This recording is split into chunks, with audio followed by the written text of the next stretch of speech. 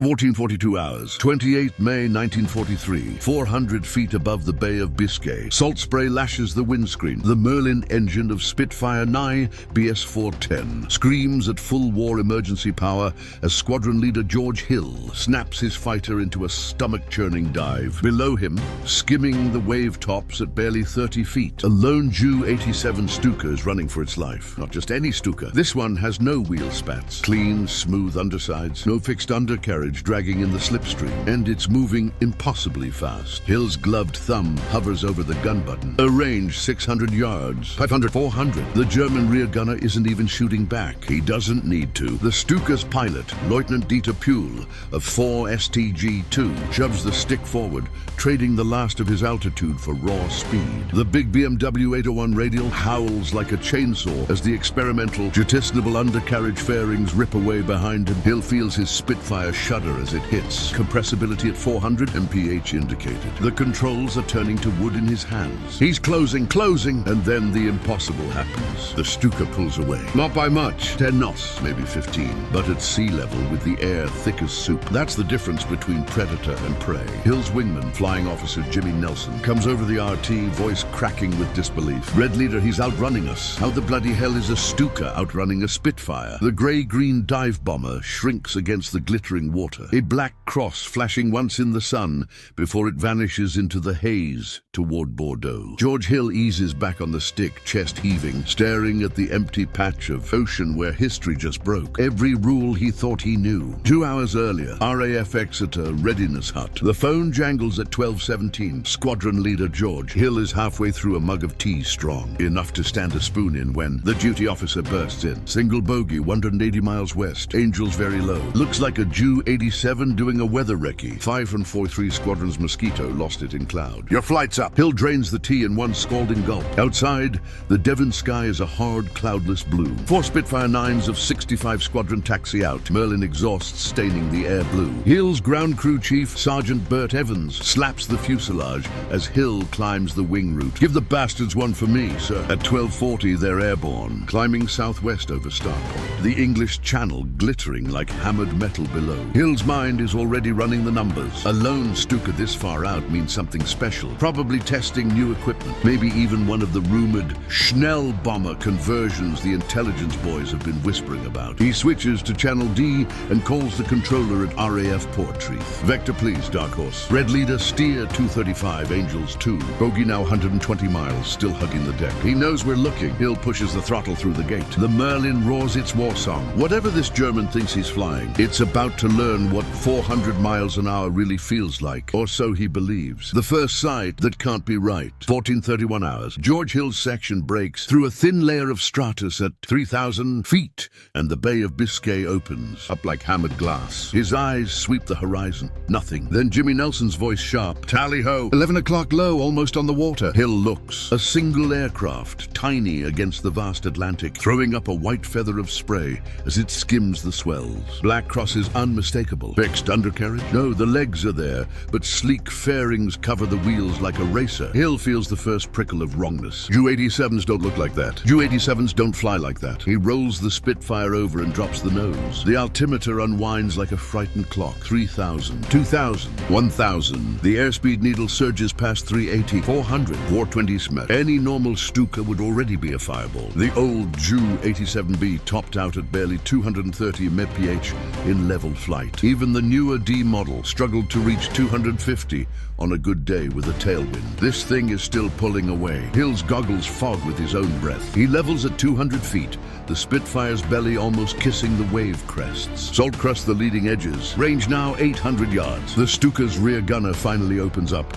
Lazy orange tracer arcs drifting wide. He isn't even trying to hit them. He's just telling them to back off. Hill lines up the gun sight. The illuminated ring settles on the German's tail. He presses the button. Nothing. The Browning 303s and the single 20mm Hispano stay silent. Safety catch is still on. Rookie mistake born of pure shock. By the time he flips the switches and fires a 2-second burst, the Stuka has opened the gap again. Jimmy's voice again, almost laughing in disbelief. He's doing 360, indicated the skipper. 360 at sea level. Hill doesn't answer. He's too busy watching the impossible become real. The moment the rulebook burns, compressibility at 30 feet. feet. The Spitfire is screaming now. Every rivet, every panel, every inch of doped Irish linen is vibrating like a tuning fork. George Hill's world narrows to three things: the grey-green back of the Stuka ahead, the shaking control column in his fists, and the altimeter needle-kissing zero. He is flying faster at sea level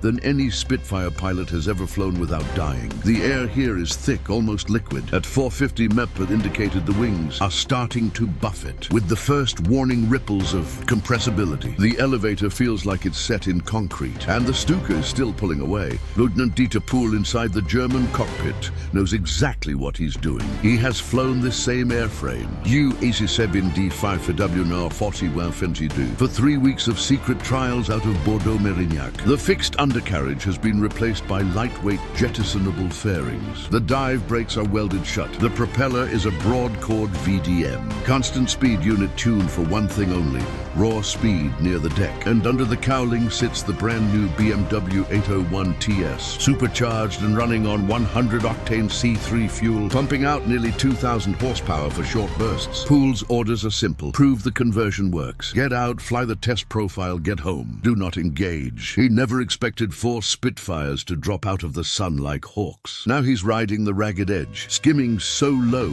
that his propeller is flicking spray. One mistake, one wave top, and both he and his gunner are red mist. But the Spitfires are suffering worse. Hill's aircraft suddenly snaps into a vicious yaw. The starboard wing drops, the horizon tilts crazily, and for one heart-stopping second he thinks he's bought it. Mach tuck at 30 feet. He hauls back on the stick with everything he has, muscles straining against G-forces that feel like an elephant sitting on his chest. The Spitfire recovers, but the Stuka has turned the 10-knot lead into 50. Hill's RT crackles with the voices of his 3 wingmen, all of them sounding like they've seen a ghost. He's gone supersonic, for Christ's sake. That's not a Stuka, that's a bloody rocket. Red leader, we're losing him. Hill doesn't reply. He just stares at the shrinking black cross until it melts into the haze, leaving only the taste of salt and utter disbelief in his mouth. The silence after. 4 Spitfires circling an empty ocean. The Merlin engines wind down from their frantic howl to an embarrassed growl. George Hill pulls the Spitfire into a gentle left-hand circles at 500 feet, staring at the patch of water where the Stuka vanished. No smoke, no wreckage, no victory roll. Just the Atlantic rolling on, indifferent as ever. Jimmy Nelson forms up on his starboard wing, close enough that Hill can see his shaken face behind the goggles. Nelson gives a slow, disbelieving shake of the head and mouths a single word Hill can read perfectly. How? Hill has no answer. He clicks the RT twice, the signal for rejoin and return to base, and turns the section northeast toward Exeter. For 20 minutes, no one speaks on the radio. 4 of the RAF's finest fighters, each capable of 400 MPH in level flight at altitude, have just been humiliated by an aircraft that every intelligence summary still lists as obsolescent dive bomber. Maximum speed 255 MEPA. Hill finally breaks the silence, voice flat with something close to anger. Dark Horse Red Leader. Bogey lost in haze bearing 140, extreme low. No engagement. Returning base. The controller at Portreath comes back instantly, incredulous. Red Leader, confirm you did not engage a single Ju-87. Hill's reply is ice. Confirmed. And Dark Horse, next time you send us after a Stuka, bring a bloody Me-262. Back on the ground at Exeter, the 4 pilots climb down from their cockpits in stunned quiet. Ground crews swarm, expecting battle damage or at least a story of a flamer. Instead, they get 4 pale faces and shaking hands. Sergeant Bert Evans walks up, wiping grease from his fingers. Well, sir, did you get the bastard? Hill looks at him for a long second, then lets out a short, humorless laugh. No, Bert, the bastard got us. The intelligence hut, a photo that shouldn't exist. Taking 10 hours, RAF Exeter. The debriefing room smells of wet wool, cigarette smoke and disbelief. A WAF intelligence officer, Section Officer Margaret Lang, spreads 4 grainy reconnaissance. Photographs across the table like tarot cards of doom. Taken that morning by a 541 Squadron Spitfire PR Itin, the images show Ju-87s lined up outside a camouflaged hangar at Bordeaux-Mérignac. But these are not the Stukas the RAF knows. No dive brakes, smooth undersides, streamlined canopies. One aircraft even has its wheel fairings removed. The legs painted gloss black to reduce drag. George Hill stubs out his third cigarette and leans in. That's him. Same paint scheme, same unit insignia. That's the one that ran away from us. Margaret taps a typewritten report stamped most secret. Ihr Probungskommando. 87 has been flying these since March. They call it the Ju-87. Die 5 Schnellkampfflugzeug. Conversion. The wheels drop away on takeoff. The engine is the BMW 801TS with water methanol boost. On the deck on a cold day with C3 fuel. German test pilots have recorded 378 millimom. The room goes still. 378 map from a Stuka. Jimmy Nelson lets out a low whistle, so it wasn't a fluke. The bastard really did outrun us. Hill's jaw tightens. He can still feel the stick turning to stone in his hands. The way the Spitfire bucked and screamed, while that ugly gull-winged relic simply left. Margaret slides one final photograph across the table. It shows Lieutenant Dieter Poole climbing down from the cockpit after landing. He's grinning at the camera, giving a cheeky thumbs up. Hill stares at the young German's face and feels something cold settle in his gut. This isn't just about one lucky escape. This is the Luftwaffe reminding the RAF that the war still has tricks up its sleeve. And somewhere over the horizon, more of these monsters are already rolling out of the hangars.